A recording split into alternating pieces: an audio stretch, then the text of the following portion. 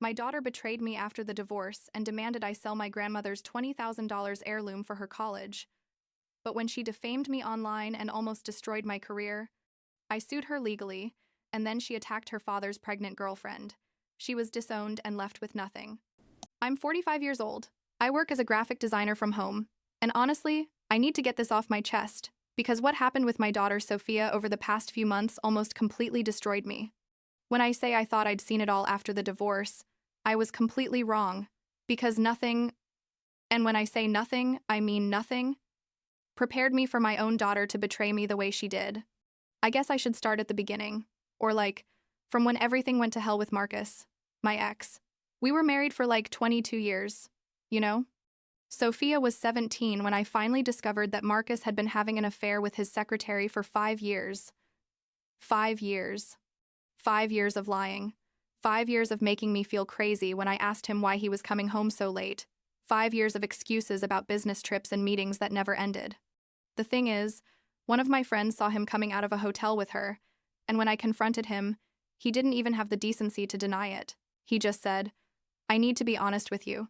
I've been feeling like we don't connect for a while," and I just stood there thinking, seriously? That's your explanation after 22 years of marriage? The divorce was hell. Honestly. Marcus is a businessman. He has his own consulting firm and makes pretty good money.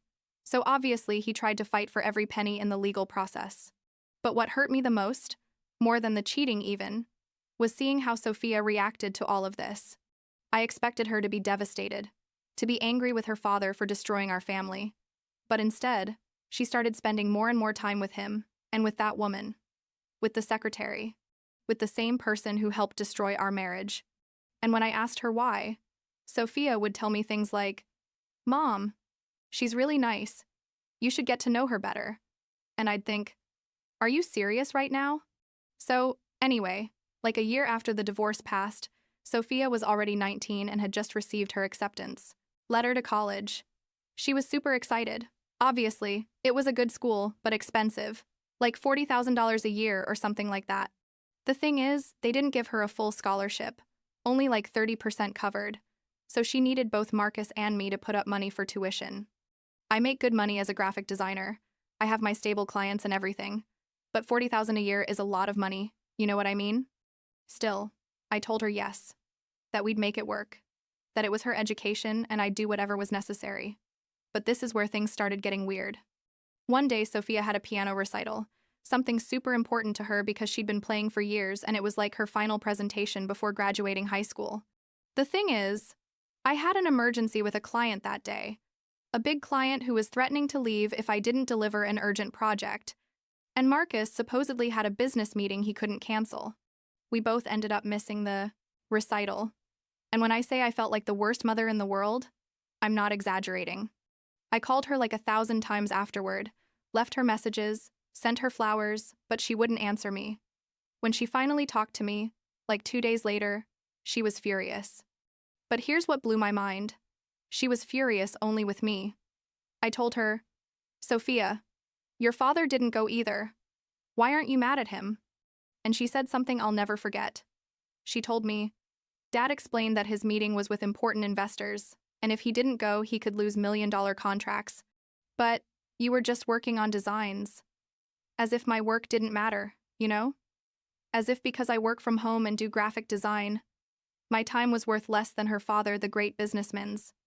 I tried to explain to her that I also had a legitimate emergency, that this client represented 30% of my annual income, but she wouldn't listen. And the worst part is that afterward, I found out from a friend that Marcus didn't even have a meeting that day. That he was seen at the movies with his girlfriend. I mean, with the ex-secretary.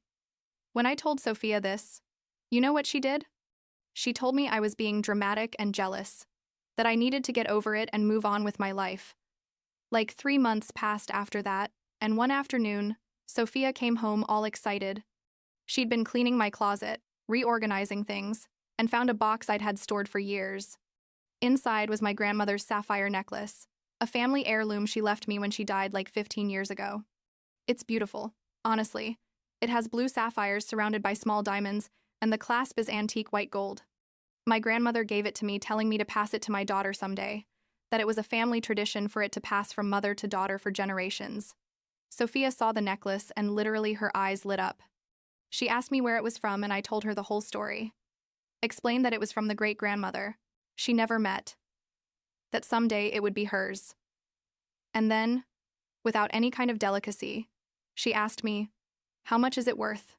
I told her I had no idea, that I'd never had it appraised because I never planned to sell it, and she took out her phone and started looking up similar necklaces online. After like 10 minutes, she told me, "Mom, this could be worth between $15,000 and $20,000. You should sell it to help with my tuition." I was in shock, honestly. I told her, "Sophia, this necklace is a family heirloom. Your great-grandmother gave it to me specifically to keep it and give it to you when you were older. I can't just sell it." And she started getting angry.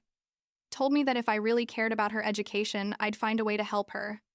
That I knew Marcus wasn't going to put in all the money he promised because now he had to think about his new family, because yes, the ex-secretary was pregnant at that point. Super convenient timing. I explained that I was already putting money toward her tuition, that I'd made a payment plan and everything, but that selling a family jewel wasn't an option. The argument got horrible. Sophia yelled at me that I was selfish, that I preferred an old ugly necklace, her exact words, over her future, that she should be my priority. I tried to stay calm, told her that she was my priority, but that this necklace meant something, that it represented our family history, that when she had kids someday, she'd understand. And then she said something that broke my heart. She told me, "You know what? She understands me. She knows what's important." She was referring to Marcus's girlfriend, to the woman who destroyed our marriage, and she was telling me that that woman understood her better than me, her own mother. I couldn't take it anymore and told her that if she understood her so much, she should ask her for money for college. Sophia grabbed her things, threw clothes in a suitcase, and left the house. She moved in with Marcus and his pregnant girlfriend. And for the next few weeks, she barely talked to me. When she did, it was only to ask me for money, or to remind me that I needed to sign university papers. I was still her mom, still paying my part of everything, but she acted like I was just a walking bank. You know what I mean? The day of her high school graduation came, like 2 months after all the necklace drama. Sophia sent me a text, didn't even call me, saying that the ceremony was only for close family and there weren't enough seats, but that I could go to the party afterward if I wanted. When I read that message, I felt like someone stabbed me with a knife. My own daughter didn't want me at her graduation, on one of the most important days of her life. But obviously Marcus and his pregnant girlfriend were invited, because they were close family, right? I still went to the party because I'm her mother, and I wanted to be there for her somehow. I arrived and there were like 50 people. Sophia's friends, some relatives, and when I walked in, practically no one greeted me. Sophia saw me, gave me a super cold hug, one of those you give when you're forced to, and kept talking to her friends. I spent like 2 hours there feeling completely out of place, like a stranger at my own daughter's celebration. But the worst part, what really destroyed me, was when I found out what happened at the graduation ceremony. One of Sophia's friends' mothers sent me a video afterward, and in that video, Sophia gave a speech. She talked about all the people who supported her during high school, who helped her get where she was, and she mentioned her father, she mentioned her teachers. She even mentioned Marcus's damn girlfriend, saying something like, "And someone very special who came into my life recently and has taught me so much about resilience and unconditional love." She never mentioned me. Not even once. As if I didn't exist. As if the 19 years I spent raising her, going to all her piano performances, helping her with homework until 2 inches the morning, cleaning her scraped knees, drying her tears, none of that mattered. I watched that video like 10 times that night, crying, trying to understand where I'd gone so wrong as a mother. I sent Sophia a message asking why she hadn't mentioned me, and she left me on read. For the next few days, I tried calling her, and she never answered. This is where William comes in. Marcus's dad, my ex-father-in-law. William is like 65 years old. He owns a pretty successful manufacturing company, and he was always very good to me, even after the divorce. When he found out what Marcus had done, about the affair and everything, he called me to apologize for his son's behavior. He told me he hadn't raised Marcus to treat women like that, and that if I needed anything, whatever it was, I could count on him. William went to the graduation ceremony, obviously, and saw everything that happened. Afterward, he called me and said, "I need you to come to my office. Tomorrow, we need to talk." I went not knowing what to expect, and when I got there, Sophia was there. Turns out, William had called her too, without telling her I was going to be there. Sophia froze when she saw me. William sat at his desk and started talking. Very serious. With that voice he uses when he does important business. He told Sophia, "Yesterday I saw you give a very nice speech at your graduation. You mentioned many people who have supported you, but I noticed you forgot to mention someone." Sophia tried to interrupt him, but he raised his hand and continued, "Your mother has been there for you since you were born. She worked from home to be close to you. She sacrificed career opportunities not to miss any important moment of your life, and you erase her from your speech as if she didn't exist." Sophia started getting defensive, said something like, "She didn't come to my ceremony, so why would I mention her?" And William, God bless him, took out his phone and showed her the messages where Sophia told me there was no room for me at the ceremony. Sophia's face. I'd never seen my daughter so embarrassed. But instead of apologizing, she just got angrier. She said I'd ruined her life by divorcing her father, that she had to deal with the stress of having a broken family. William got up from his chair, and when I say he's an imposing man, I'm serious. Walked to a filing cabinet, took out some papers, and tore them up in front of Sophia. They were legal documents. I saw them because they had his lawyer's logo on top. He told her, "These papers were to transfer you 30% of my company's shares as a graduation gift. You were going to be the majority shareholder when I died, but after what I saw yesterday and how you're treating your mother, you don't deserve any of this." Sophia went pale. Literally. She started crying, saying she was sorry, that she didn't know William was going to give her that, but he told her, "You're not sorry for your actions. You're sorry for the consequences," which is very different. Then, he looked at me and said, "And you? Don't pay for her college. At least not this first year. Let her learn what it means to work for what she wants." I left that office without saying a word to Sophia. I was processing everything, feeling weird because on one hand I was glad someone finally confronted her, but on the other hand she was still my daughter and it hurt me to see her suffer, you know? That night I sent her a message saying we needed to talk, that things couldn't continue like this. She replied with a super long message, basically telling me I was a terrible mother, that I'd always been cold and distant, that I preferred working over spending time with her, which was a total lie, and that it wasn't surprising that Dad had found someone better than me. That last comment broke me. I replied, "Your father may have found someone younger, but I found something better. Self-respect. And if you keep treating me like this, you're going to have to learn to live without me." Sophia blocked me everywhere after that. WhatsApp, Instagram, Facebook, my phone number, everything. For 2 weeks, I knew absolutely nothing about her. Then William called me. He was furious. Told me that Sophia had gone to see him crying, telling him that I'd told her I didn't care if she went to college or not, that I was basically abandoning her. I told him, "William, that's a lie. Let me show you the real messages." I sent him screenshots of our entire conversation, and when he saw what Sophia had really said to me, what she had started, he was quiet for a moment and then said, "My granddaughter has become a manipulative liar."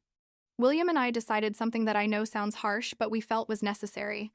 We decided to cut contact with Sophia until she learned to take responsibility for her actions. I sent her one last message before blocking her too. I told her, "When you're ready to talk like an adult, when you're ready to really apologize, and not just because it's convenient, I'll be here. But until then, I need to protect my mental health." I thought that would be it, that Sophia would eventually mature and contact us, but oh surprise, like 2 weeks later a friend sent me a TikTok link. Sophia had made a series of videos telling her version of the story, obviously omitting important parts and painting me as an abusive mother who had kicked her out of the house for asking for help with college. The videos went viral. I'm talking millions of views, thousands of comments from people who didn't know me, saying everything to me, sending me hate messages. In the videos, Sophia was crying, saying her mother had abandoned her just when she needed her most, that I'd chosen a necklace over her, that I'd told her I didn't care about her education. She even showed old photos of us together with captions like, "I thought my mom loved me, but I was wrong," or, "She used to be my favorite person before the divorce made her bitter." It was like watching a stranger. I couldn't believe my own daughter was capable of doing something like that. William contacted his lawyers immediately. He told me, "This is defamation. She's publicly lying about you. We can sue her." I didn't want to go that far. Honestly, she was still my daughter, but the videos kept appearing, increasingly dramatic, and it started affecting my work. Clients wrote to me asking if what they said on the internet was true. Some canceled contracts because they didn't want to be associated with the drama. I finally gave in and let William proceed with the legal threat. His lawyers sent Sophia a cease and desist letter, warning her that if she didn't take down the videos and make a public retraction, we'd proceed with a defamation lawsuit. Sophia deleted them, but uploaded one last one saying her rich and powerful family was legally intimidating her to silence her. I had no choice. I uploaded my own video. I showed screenshots of our actual conversations, photos of receipts for payments I'd made for her things, testimonies from people who knew us, basically all the evidence I had. I didn't want to do it. I felt like I was betraying my daughter, but I also couldn't let her destroy my reputation with lies. Things exploded worse after that. The internet divided. Some supported me, others said we were both wrong, but at least it wasn't just Sophia with her twisted version anymore. And then, like a week later, I got a call from Marcus at 2 inches the morning. Marcus was hysterical, screaming, and at first I couldn't understand anything. I finally could make out that Sophia and his girlfriend had gotten into a physical fight. Turns out Sophia went to Marcus's house that night, started arguing with the girlfriend about something. Marcus didn't want to tell me exactly what, and things escalated. The girlfriend, who was pregnant with like 7 months, told Sophia to calm down, and Sophia pushed her. The woman fell. Nothing serious happened, thank God, but Marcus completely lost his mind. He told Sophia to get out of his house and never come back, that he was willing to disinherit her and cut her out of his life completely for the sake of his new baby. Sophia had to go live with William because she had nowhere else to go. William took her in but gave her super strict rules. No social media, no drama. She had to look for a job and start therapy if she wanted to stay in his house. Like 2 days later, Marcus called me again, this time calmer but sounding desperate. He told me to please drop the defamation case, that he'd pay whatever was necessary, that he was even willing to officially disinherit Sophia and sign papers renouncing any of her rights to his inheritance if that helped. He told me, "She almost killed my baby. I can't have her around my new family. I need this to end."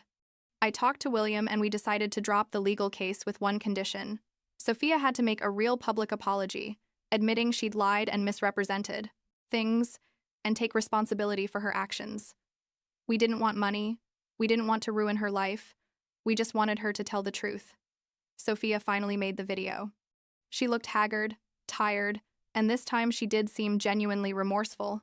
She admitted she'd exaggerated and lied in her previous videos, apologized to me publicly, and announced she was cutting contact with her father and his girlfriend for personal reasons. She said she was going to take time to work on herself and understand why she'd reached that point. It's been like 4 months since all that. Sophia took out a student loan to pay for her first year of college, got a part-time job at a coffee shop near campus, and is going to therapy twice a week. She still lives with William, and he gives me updates from time to time. He tells me she's improving, that she's learning, that little by little she's understanding the damage she caused. Sophia sent me a letter like 3 weeks ago. A handwritten letter, not a text message or an email. In it, she asked for my forgiveness, not just for all the public drama, but for years of treating me badly, for not valuing what I did for her, for choosing the wrong people over me. She told me she understood if I never forgave her, but she wanted me to know that every day she works on being a better person. I replied to her. I told her I forgave her, because she's my daughter and she'll always be my daughter, but that we needed time, that the relationship between us was broken, and rebuilding it was going to take a lot of effort from both of us. I proposed that we start with phone calls once a week. No pressure, just to reconnect little by little. We had our first call like a week ago. It was weird, awkward, both of us trying to find what to talk about without touching on painful topics. Sophia told me about her classes, about her job, about how therapy is helping her understand her abandonment issues, and how that made her attack me when she needed me most. I told her about new design projects, about how I'm redecorating the house, about our dog who misses seeing her. I don't know if things are going to go back to how they were before. Honestly, I don't think they can. Too many things were said, too much damage was done. But I'm willing to try, to see if we can build something new, something better maybe. My therapist, yes, I'm in therapy now too, tells me it's okay to have hope but maintain healthy boundaries. And that's what I'm trying to do. William told me yesterday that Sophia asked him if he thought I could ever trust her again. He told her that trust is earned with consistent actions over time, not with pretty words. He's right, as always. And I guess that's what we're going to find out. If Sophia is really committed to changing, or if this is just another phase. Time will tell, I suppose.